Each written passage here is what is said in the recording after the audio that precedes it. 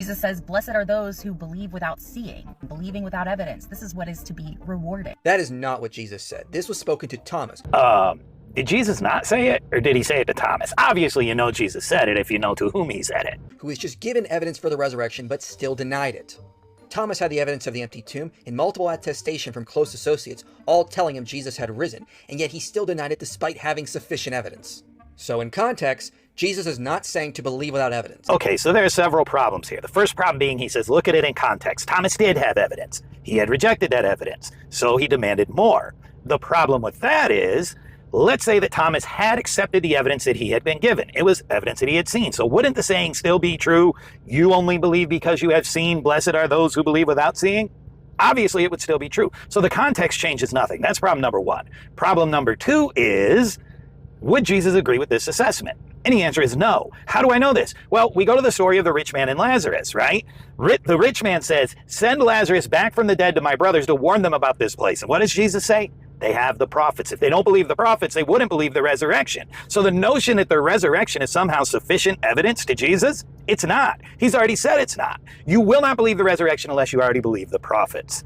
That takes us to Matthew chapter 14, where Jesus is speaking to people, and the Pharisees and Sadducees come to him and say, give us a sign that what you're saying is really from God. Jesus says, a wicked and adulterous generation demands a sign. You'll get no sign other than the prophet Jonah. Once again, believe the prophets. Don't demand evidence. Then we have the road to Emmaus. On the road to Emmaus, you have two disciples walking. They believe in Jesus. The problem is, he's just been crucified. They've heard the tomb is empty, but they don't believe the reports. Jesus lectures them not for disbelieving the evidence that they have heard, the eyewitness testimony of the women. He lectures them for not believing the prophets. But even more important, he disguises himself, according to Mark, I think, and in Luke, he changes their vision so they don't recognize him. But either way, he doesn't want them to know who he is. Why?